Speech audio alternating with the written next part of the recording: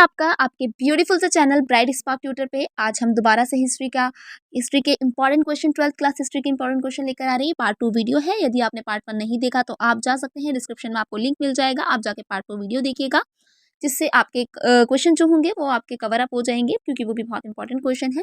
तो question number 11 पे आते हैं। अपना टाइम बिना वेस्ट किए हुए, उत्तरापथ से आप क्या समझते हैं? उत्तरापथ उस व्यापारिक मार्ग को कहते हैं जो मौर्योत्तर युग में बहुत ख्याति प्राप्त था। ये मार्ग तक्षशिला के प्रारंभ से होकर पंजाब, दिल्ली, मथुरा, उज्जैन आदि के मार्गों से होता हुआ भारत पश्चिमी तट पर स्थित भड़ोच नामक स्थान पर समाप्त होता था। तो ये कौन सा पथ था? पथ मतलब होता है रास्ता। ये था मौर्योत्तर युग का पथ था। ओके, नेक्स्ट की ओर बढ़ते हैं। हड़प्पा वासियों द्वारा सिंचाई के साधनों का उल्लेख कीजिए। हड़प्पा वासियों का जो सिंचाई किस रूप में करते थे, क्या क्या प्रयोग करते थे? हड़प्पा वासी अफगानिस्तान में सोदगोई नामक स्थल से हड़प्पाई नहरों के चिन्ह प्राप्त हुए हमें, और हड़प्पा के लोगों द्वारा सिंचाई के लिए कुओं का भी इस्तेमाल किया जाता था। तो कुओं का इनके लिए इस्तेमाल किया जाता था। गुजरात के धोलावीरा नामक स्थान के तालाब मिला, और इससे कृषि की सिंचाई के लिए, पानी देने के लिए जल संग्रह का प्रयोग किया जाता था। यानी कि हम किस किस को बोल सकते हैं कि हाँ, क्या क्या होता था वहाँ पर? हमें हड़प्पाई सोदगुई नामक से सिंचाई के अवशेष मिले थे। हड़प्पा लोग क्या करते थे? कुओं का इस्तेमाल करते थे। गुजरात में तालाब का इस्तेमाल होता था धोलावीरा के अंदर, और सिंचाई के लिए, पानी देने के लिए जल संग्रह का भी इस्तेमाल होता था। तालाब, कुएं, जल संग्रह, और हम इसके बारे में बता सकते हैं। 2 नंबर में क्वेश्चन आ जाता है। सिंधु घाटी सभ्यता की नगर योजना का वर्णन कीजिए। मैं ऑलरेडी इसे वीडियो में एक्सप्लेन कर चुकी हूँ, तो इसको आप लिख लीजिएगा, चाहे से स्क्रीनशॉट ले लीजिएगा। ओके, और नहीं आए समझ तो आप वीडियो में देख सकते हैं चैनल पे जाके। नेक्स्ट क्वेश्चन ले लेते हैं। आश्रम के बारे में आप क्या जानते हैं? इंपॉर्टेंट है। वैदिक काल में प्रत्येक व्यक्ति की आयु 100 वर्ष मानकर उसे चार भागों में बांट दिया गया। इन आश्रमों को विभाजन निम्नलिखित ढंग से किया जाता था। ब्रह्मचार्य आश्रम, पहले 25 वर्ष की आयु तक ब्रह्मचार्य आश्रम में रहते थे। फिर गृहस्थ आश्रम, जो 25 से 50 वर्ष की आयु थे, वो उस आश्रम की श्रेणी में आते थे। वानप्रस्थ आश्रम, जिसकी 50 से 75 की आयु थी, और संन्यास आश्रम, जिसकी 75 से 100 वर्ष की आयु तक होती थी। नेक्स्ट क्वेश्चन आता है। आप वैदिक संस्कृति के बारे में क्या जानते हैं? वैदिक साहित्य विशेषकर 4 वेद, यानी कि ऋग्वेद, यजुर्वेद, सामवेद, अथर्ववेद। इंपॉर्टेंट है ये क्वेश्चन। तो ऋग्वेद, यजुर्वेद, सामवेद, अथर्ववेद, जिस संस्करण यानी कि संस्कृत आएगा यहाँ पे, संस्कृत नहीं आएगा। संस्कृत भाषा में लिखे गए थे, वैदिक संस्कृत कहलाते हैं। ये संस्कृत उस संस्कृत से काल कठिन एवं भिन्न थी जिसका प्रयोग हम आजकल करते हैं। ये जो आजकल की संस्कृत है, इससे ज़्यादा कठिन इन वेदों में दे रखी है। वेदों को ईश्वरीय ज्ञान के ताले माना जाता था। ये शुरू में क्या था? ये मौखिक रूप में ही ब्राह्मण परिवारों से जुड़े लोगों तथा कुछ अन्य विशिष्ट परिवारजनों को ही पढ़ाया सुनाया जाता था। महाकाव्य काल में रामायण, महाभारत की रचना जिन संस्कृत में का प्रयोग किया गया, वैदिक संस्कृत से अधिक सरल थी। वह संस्कृत अधिक लोगों को लोकप्रिय हुई। जो वैदिक यानी कि वेदों में जो हमारी संस्कृत थी, वो महाभारत और रामायण से ज़्यादा कठिन थी। ठीक है, आजकल की संस्कृत से बहुत अलग थी। नेक्स्ट की ओर बढ़ते हैं। महाजनपद युग की राजनीति विशेषताएं लिखिए। महाजनपद क्या थे? जो आपके 16 महाजनपद थे। अगर आपको नहीं पता है, ऑलरेडी वीडियो अपलोड है लेसन नंबर 2 की, तो आप जाके वहाँ पे देख लीजिएगा एक बार। और मैंने आपको मैप वर्क की भी वीडियो डाल दी है, तो अपना कवर अप करते चलिएगा। आरंभिक भारतीय इतिहास 6ठी शताब्दी ईसा पूर्व को एक महत्वपूर्ण परिवर्तनकारी काल माना जाता है। इस काल को प्राय आरंभिक राज्यों, नगरों के लोहे के बढ़ते प्रयोग और सिक्कों के विकास के साथ जोड़ा जाता। इसी काल में बौद्ध तथा जैन साहित्यिक विभिन्न दार्शनिक विचारधाराओं का विकास हुआ। हाँ, महाजनपद का जो युग था आपका, उसमें क्या हुआ था? उसमें जो महाजनपद का था, उसमें ज़्यादातर हमने देखा कि आरंभिक राज्य निकले। लोहे के नगरों में लोहा का जो प्रयोग था वो बढ़ रहा था, सिक्कों का विकास हो रहा था। साथ साथ में इस काल में बौद्ध और जैन धर्म का भी क्या हुआ? विचारधाराओं का विकास हुआ। बौद्ध जैन धर्म की आरंभिक ग्रंथों में महाजनपद नाम से 16 राज्य थे, वो उल्लेख मिलता है। कहाँ से मिलता है वो उल्लेख? भी हमें जैन धर्म और बौद्ध धर्म के जो ग्रंथ हैं, उनसे हमें उसका उल्लेख मिलता है। तो यद्यपि महाजनपदों के नाम से सूची तथा ग्रंथों का सम्मान आता है, तो लेकिन वज्जी, मगध, कौशल, कुरु, पंचाल, अच्छा ये बहुत इंपॉर्टेंट है। कौन सा? कि वज्जी, मगध, कौशल, कुरु, पंचाल, गंधार, अवंती नाम प्राय मिलते हैं, और ये स्पष्ट है कि महाजनपद महत्वपूर्ण महाजनपदों में गिने जाते हैं। महाजनपद तो 16 थे आपके, पर ये जो थे ये बहुत इंपॉर्टेंट थे, तो इसको ना भूलें आप। अधिकांश महाजनपदों पर राजा का शासन होता था, लेकिन गढ़ और संघ के नाम से प्रसिद्ध राज्यों में कई लोगों का समूह शासन करता था। इस तरह का प्रत्येक राजा राजन कहलाता था।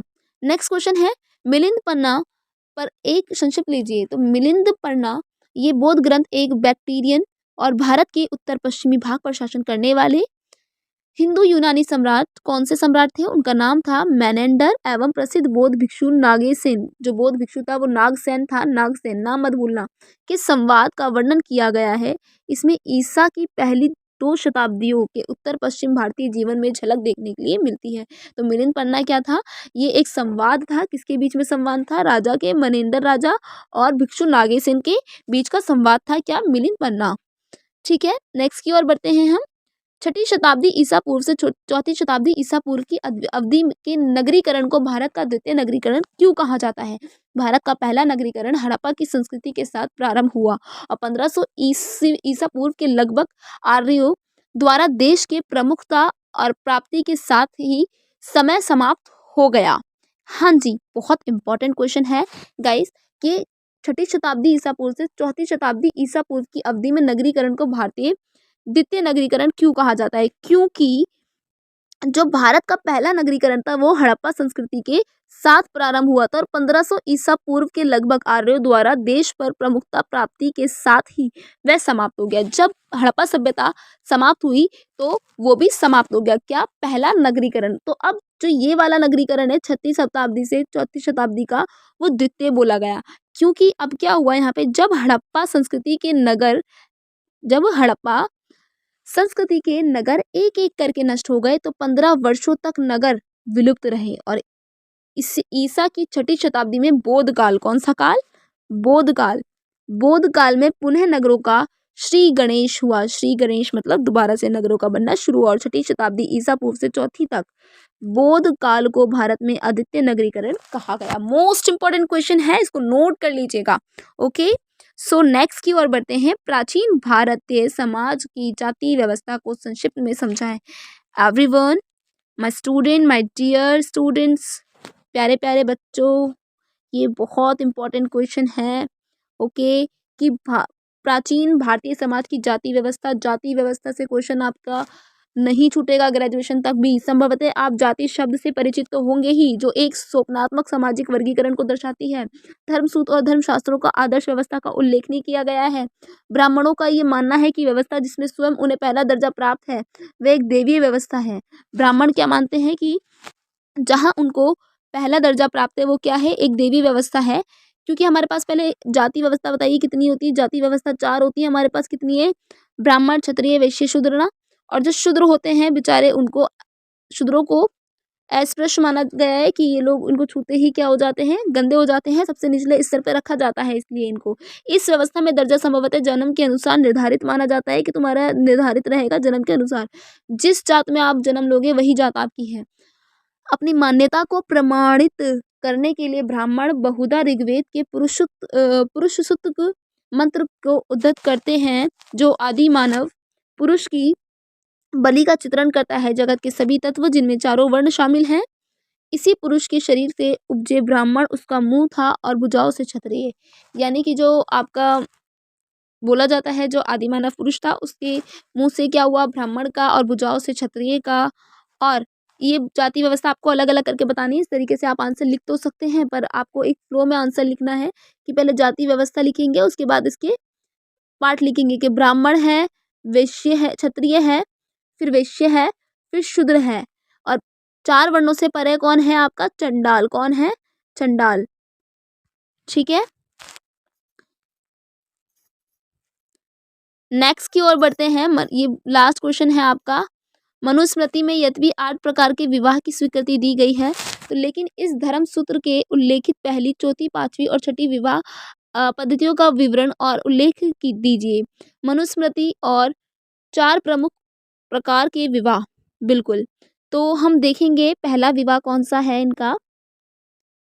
पहली कन्यादान, मतलब बहमल्य बहुमूल्य वस्त्रों का अलंकारों से विभूषित कर वेदिज्ञ वर को दान दिया जाए और जिसमें पिता स्वयं को आमंत्रित किया हो। यानी कि पहला के कन्यादान दे दे और जो बहुमूल्य वस्त्र है उनसे कन्या को सजा जाकर दहेज देने के बाद उनको भेज दिया जाए। दूसरा है, 1 मिनट, 4 प्रमुख हैं। ये शायद यहाँ पे मिस राइट हो गया है, ये चौथा नहीं है, ये पाँचवा नहीं है। आपका ये दूसरा है, नीचे वाला ये दूसरा है। पिता वर-वधू युगल को ये कहकर संबोधित करता है कि तुम साथ मिलकर अपने दायित्वों का पालन करो। तत्पश्चात वे वर सम्मान कर कन्यादान करता है। फिर वो आशीर्वाद देते हैं, देन कन्यादान करता है। फिर तीसरा चरण होता है आपका, ये आपका जो पाँचवा लिखा हुआ है, ये पाँचवा नहीं है, तीसरा है और ये छठा नहीं है, चौथा है। वर को वधू की प्राप्ति तब होती है जब वह अपनी क्षमता की इच्छा अनुसार बांधवों और स्वयं वधू को यथेष्ट धन प्रदान करता है। और फिर क्या होता है, स्त्री और पुरुष के बीच अपनी इच्छा से संयोग जिसकी उत्पत्ति काम से है। तो ये आपका था क्या कि मनुस्मृति के अनुसार मैरिज थी। ठीक है, नेक्स्ट वीडियो में मिलते हैं अब हम हिस्ट्री की इंपॉर्टेंट क्वेश्चन लेकर। यहाँ तक की वीडियो कंप्लीट हो चुकी है आपकी, 10 क्वेश्चन हमने इस वीडियो में कवर अप कर लिए हैं। अब आपने क्या करना है, इन क्वेश्चन को लिखना है और जम के मेहनत करनी है अपने बोर्ड एग्जाम की। बने रहिए अपने ब्राइट स्पार्क ट्यूटर के साथ। यदि आपको कोई प्रॉब्लम है या फिर कोई भी समझ नहीं आ रहा है, कुछ भी समझ नहीं आ रहा है, या फिर कुछ ऐसा क्वेश्चन है कि आपको लिख नहीं पा रहे हो, या कुछ भी है प्रॉब्लम आपको अपने रिलेटेड टू स्टडीज, तो आप मुझे कॉन्टेक्ट कर सकते हैं इंस्टाग्राम ब्राइट स्पार्क ट्यूटर पर। एंड बने रहें अपने ब्यूटीफुल से चैनल के साथ। कमेंट करें, लाइक करें, सब्सक्राइब करें चैनल को और शेयर करें वीडियो को ज़्यादा से ज़्यादा, ताकि आपके दोस्त भी इसका फ़ायदा उठा सकें। ठीक है, मिलते हैं दूसरी वीडियो में इंशाअल्लाह ताला। अब हम बाद में मिलते हैं।